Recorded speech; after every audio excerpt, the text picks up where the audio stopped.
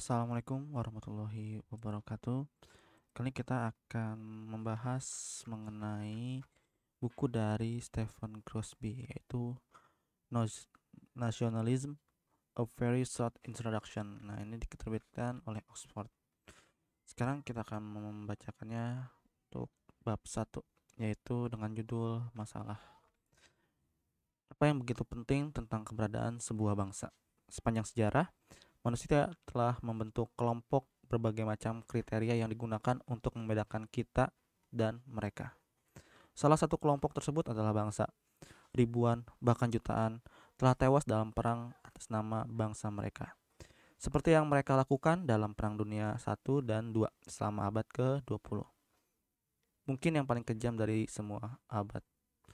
Inilah salah satu alasan mengapa sangat penting untuk memahami apa itu sebuah bangsa.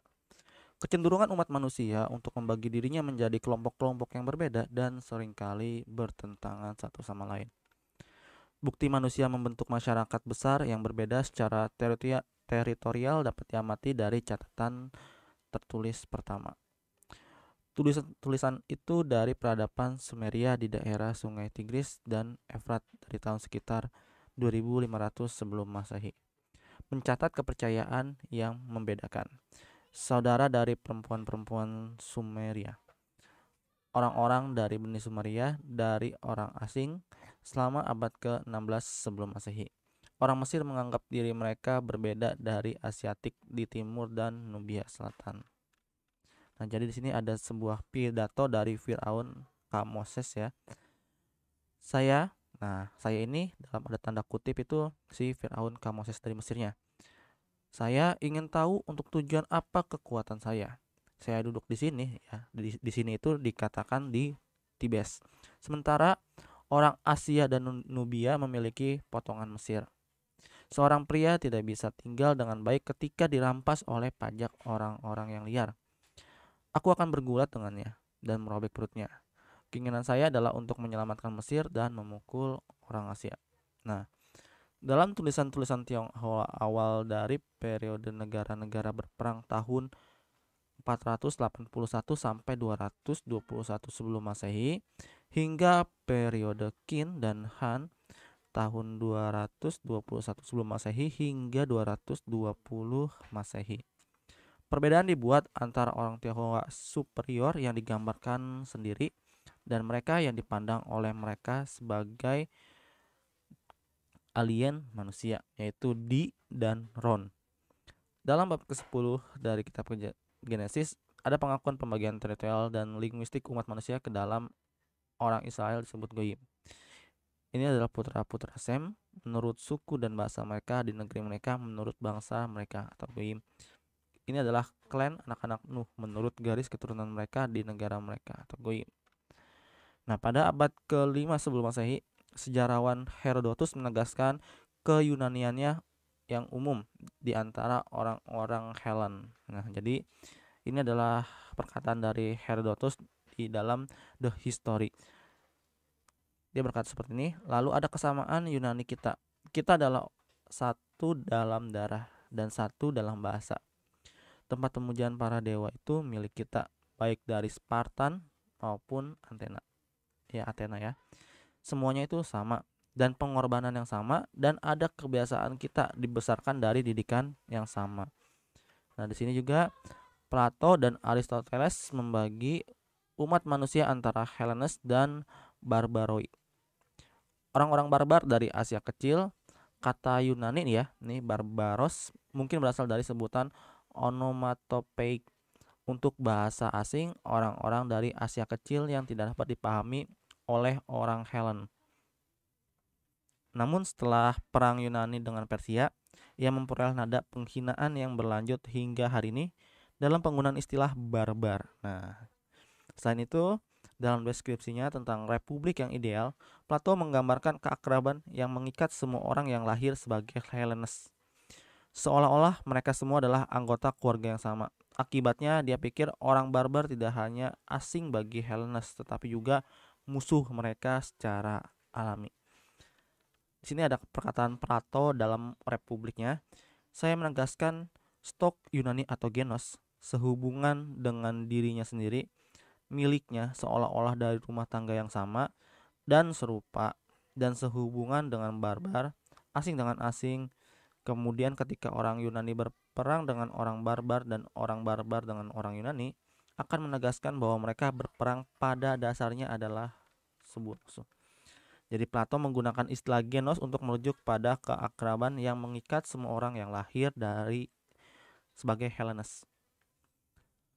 Apa karakter masyarakat yang ditunjuk oleh istilah seperti Goy Hebrew dari Ibrani, dari Alkitabiah, dan Genos Yunani? Masyarakat ini ada hubungannya dengan kelahiran, wilayah, dan terkait dalam beberapa cara semacam keakraban. Apakah masyarakat kuno ini adalah sebuah bangsa? Perpecahan seperti itu di mana satu kelompok membedakan dirinya dari dan menentang yang lain. Berlanjut pada awal abad ke-21,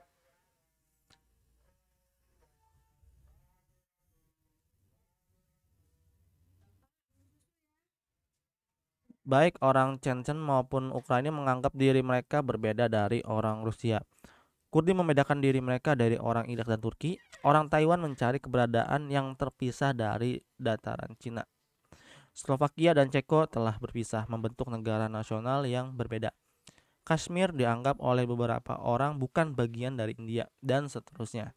Tujuan dari artikel ini adalah untuk menguji kecenderungan manusia untuk memisahkan diri dari satu sama lain ke dalam masyarakat yang berbeda yang kita sebut dengan bangsa. Menyadari hal itu, harus juga diakui bahwa manusia menunjukkan kecenderungan lain ketika mereka terlibat dalam kegiatan di mana tampaknya tidak peduli sama siapa orang tua mereka, di mana mereka lahir, atau bahasa apa yang mereka gunakan. Kegiatan ini alih-alih menegaskan perpecahan dalam kemanusiaan, menyatukan orang-orang. Nah, misalnya para ilmuwan prihatin dengan pemahaman fakta-fakta fisika alam semesta seperti sifat cahaya. Nah, si Lightning sendiri bukan bahasa Inggris, Prancis, atau Jerman, dan tidak ada metode ilmiah Inggris, Prancis, atau Jerman. Yang ada hanya sebuah ilmu. Berbicara tentang metode ilmiah yang dianggap rasial atau nasional, seperti ketika Nazi bersikeras bahwa ada ilmu Arya, ya ini adalah sebuah suku, adalah mengkhianati karakter sains dengan memperkenalkan pertimbangan yang tidak memiliki tempat dalam memahami aspek fisik alam semesta. Contoh penting lainnya dari kegiatan dan konsepsi terkait yang menyatukan manusia adalah agama monoteistik dan perdagangan. Selanjutnya, sepanjang sejarah, imperium seperti Romawi dan Utsmaniyah telah berusaha menyatukan rakyatnya sebagai alternatif politik bagi bangsa-bangsa.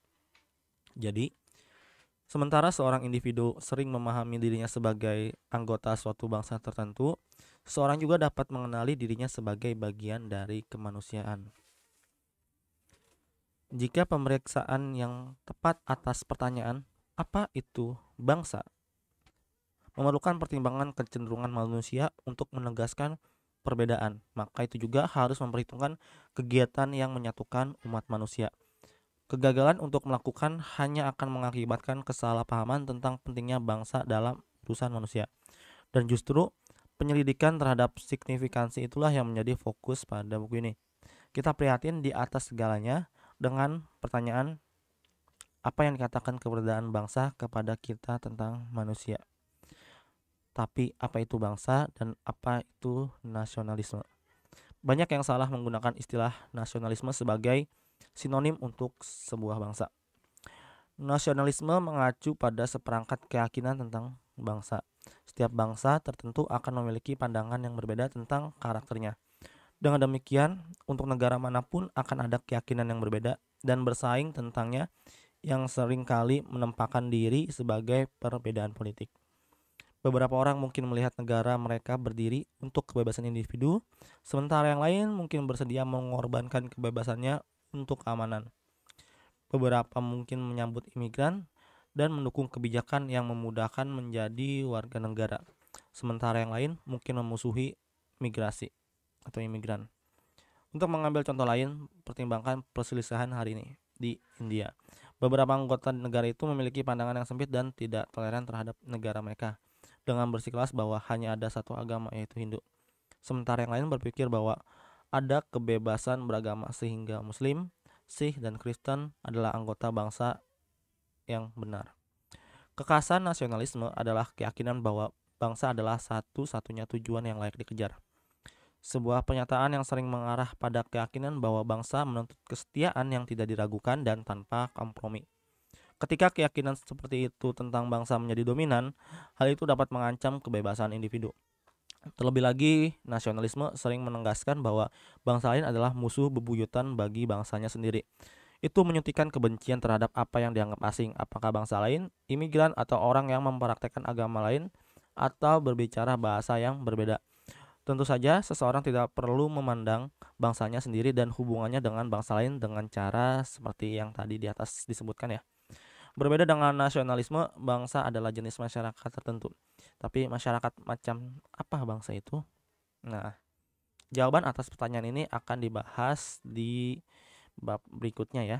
Namun memperjelas lebih lanjut apa yang kita maksud dengan istilah bangsa dan nasionalisme dan menjawab pertanyaan lain yang diangkat secara singkat dalam bab pertama ini melibatkan masalah terkait lainnya. Apa ini hubungan sosial ataukah wilayah? Apakah itu kerabatan? Nah, penampilan bangsa dalam sejarah, hubungan bangsa dengan agama, dan kecenderungan umat manusia untuk membagi dirinya menjadi bangsa-bangsa yang berbeda. Masing-masing masalah ini akan dibahas dalam bab berikutnya. Oke, untuk bab 1 telah usai. Semoga kalian bisa lanjut mendengarkan bab 2, yaitu berjudul apa itu sebuah bangsa. Oke, sekian untuk bab 1 ini. Apabila ada kesalahan, mohon maaf. Wabillahi taufiq wal hidayah. Wassalamualaikum warahmatullahi wabarakatuh.